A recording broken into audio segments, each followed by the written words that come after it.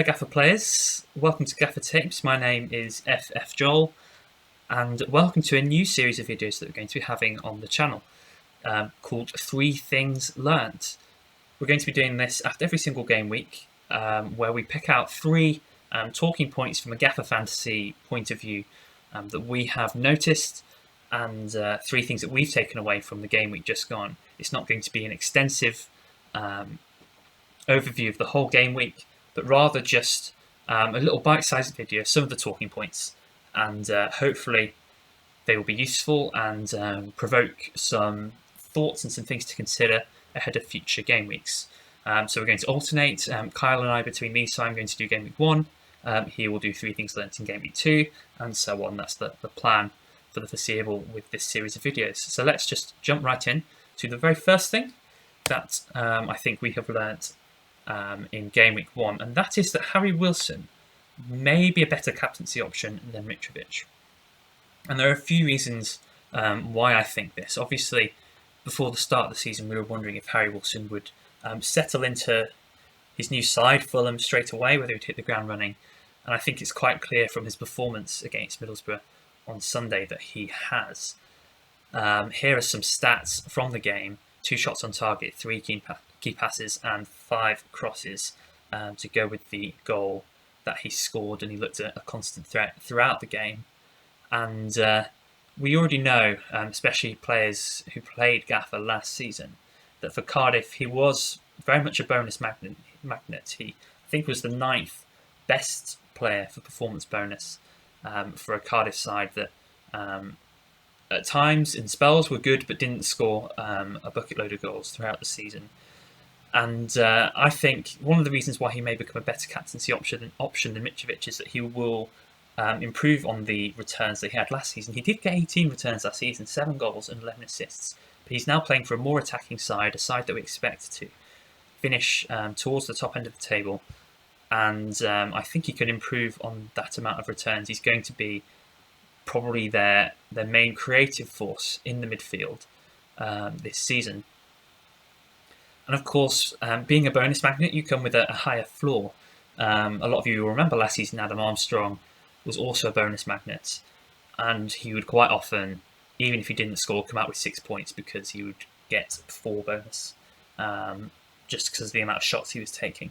Similarly, if Harry Wilson blanks, he can quite easily come away with 5 or 6 points. So when you captain him, even if he doesn't return, you can rely on those extra little points that I think you wouldn't get if Mitrovic blanked in a game. He also has the extra assist point, the extra penalty 1 point, and the extra clean sheet point. And I think that also makes a case for him. If Harry Wilson just gets an assist in a game, he can hit double figures. 4 points for the assist, 2 points for the appearances. Let's say he gets a clean sheet as well. That's on 7 already. Add in the fact that we've already said he's a bonus magnet. If he returns, he's highly likely to get some bonus on top of that. Even with just an assist, he's very likely to hit double figures, to hit 10 points, which I think would make a really strong case for him to be a really good captaincy option if he can show that he's quite consistent in his returns. And it all depends on, obviously, how Mitrovic does. He didn't look great in game week 1. He may well find his feet. We know he's a proven goal scorer at this level, 26 goals last time he was in the Championship. But it's certainly something to be considering. And I may well captain Harry Wilson in game week 2. We'll see. Mitrovic could still come good, but I've been really impressed with what I've seen from Harry Wilson so far. The second thing then that I think we've learned from game week 1 is that Blackburn are still creating chances without Adam Armstrong. Now, this may well be in part to Swansea having a bit of a nightmare at the back. And if you watch the highlights, you'll have seen that they were trying to play out from the back, and the amount of times they got caught out was incredible. It was quite hard to watch, really. And the keeper, Bender, conceded the penalty, just trying to be too clever, trying to play it out from the back. But Blackburn still look quite strong going forward, especially on the counter attack. and they ended up registering 21 shots and 10 on target against the Swansea team, who was so solid for a lot of last season. Now, the two main men from a Gaffr Fantasy point of view that were involved in Blackburn's attack were Ben Brereton Diaz and Tyree Stoneman. And you can see there that Ben Brereton had 7 shots, 2 on target, and Tyree Stoneman had 4 shots and 4 on target. Brereton ended up on 9 points, and Dolan ended up on 8 points. And even without Adam Armstrong, it looks like they're still not too adversely affected from an attacking point of view so far. Obviously, it's game week 1, and we take all observations with a pinch of salt because it's a very small sample size. But it does mean that we perhaps shouldn't dismiss Blackburn attacking assets just because Armstrong has gone, which is good and interesting because I know that Ben Brereton, for example, was not on my radar one bit. And Tyree Stoneman, 4 shots, 4 on target, a 6 million midfielder, potentially out of position because he looked to be playing up front against Swansea, which in theory sounds fantastic actually. Really, really cheap asset and playing up front for Blackburn.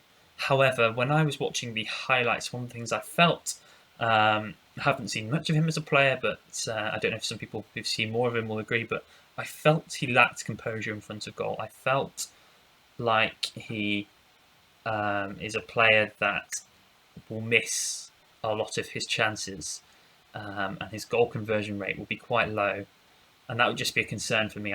He didn't fill me with any confidence going forward, and so he's on the watch list, but he's not really under consideration just yet for me.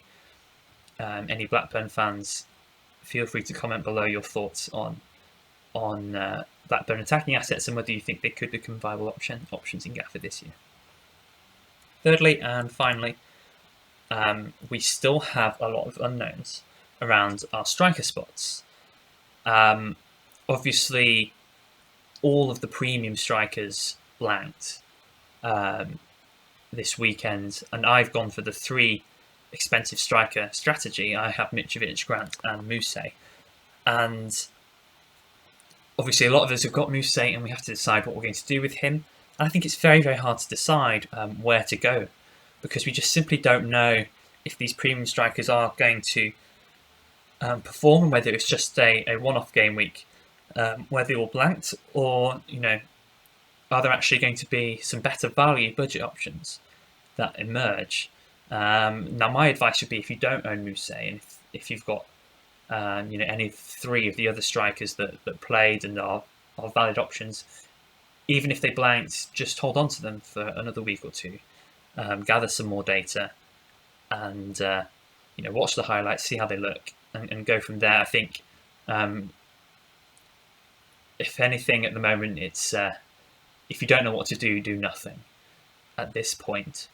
But if you do have Lys Mousset, you've got some thinking to do. I would like to go to someone like a Cordy Woodrow or a Clark Harris, but neither of them play away in game week 5. And there feels like a lack of good away game week 5 options unless I go to Dominic Solanke, which I can't do without a hit. So I might just take it on the chin and bench Lys Mousset this week, and then look to bring in Solanke as Bournemouth's fixtures improve, but that is yet to be decided.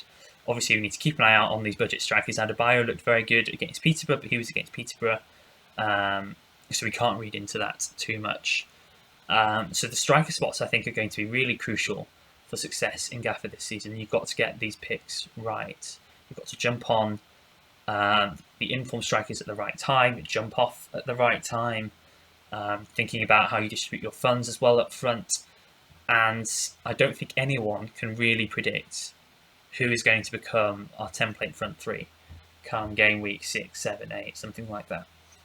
So we've got a lot to think about with strikers, and lots of questions and no real answers. So that is all for this first video in this series. I hope you enjoyed it. Obviously, there are more talking points, there are more things that I'm sure you'd have all picked up on, like Stoke being quite a good attacking team, other things as well.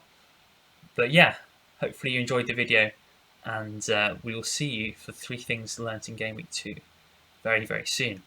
And hope you all have a good rest of your week, and have a good Game Week 2.